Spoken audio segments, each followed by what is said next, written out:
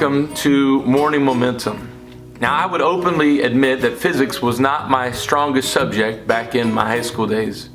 Actually, I can't really think of one that was, but that's another topic for another day.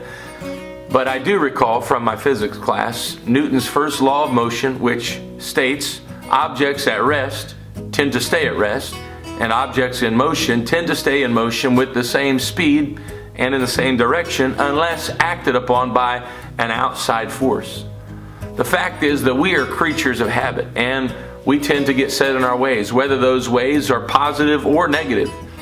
When we find a place of comfort and contentment, we are very likely to remain there until some outside force can compel and convince us to move. Perhaps the most prominent character of the New Testament in the Bible outside of Jesus Christ was a prolific leader and a visionary by the name of Paul. Actually, at our first introduction, his name is Saul, and he is a terrifying figure who is persecuting those that are preaching the gospel of Jesus Christ. In Acts chapter 8, verse number 3, Saul is described as ravaging the church, a word which is used to speak of violent actions of war. The Bible tells us that Paul was zealous in his persecution of the church because he thought that what he was doing was the right thing. Had there been no outside force to act upon his life, he would have continued to violently oppose the growing church. Yet Acts chapter 9 informs us that while he was on a road leading to another city of Damascus to further persecute the believers, an outside force did indeed act upon him. And that outside force appeared as a bright light and an audible voice that would soon identify itself as the voice of Jesus, the very one whose preaching Paul had been working to eradicate.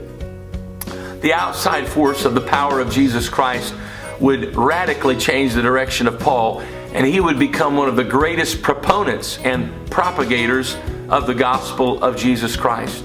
This experience had brought about an unmistakable and an undeniable shift in Paul's life.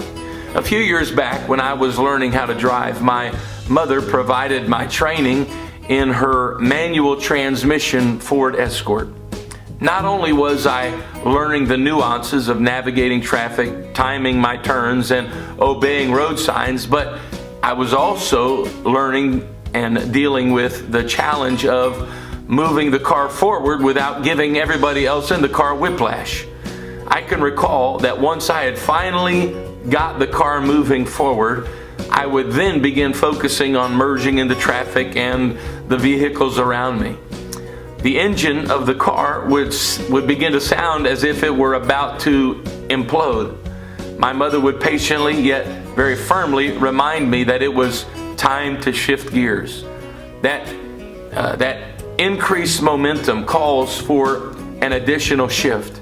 Today, you may feel like your life has veered down paths that you never intended to go down.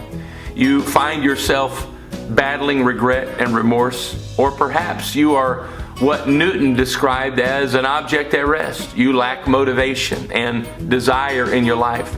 My hope is that in some small way, today's morning momentum can be that outside force to nudge you. It's time to shift.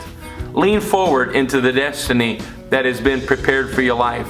The growing frustration and dissatisfaction are simply God's way of letting you know it's time to shift gears. And so today, let that outside force encourage you. Shift, lean forward, move forward, change direction, and move in the positive direction in alignment with the destiny for your life.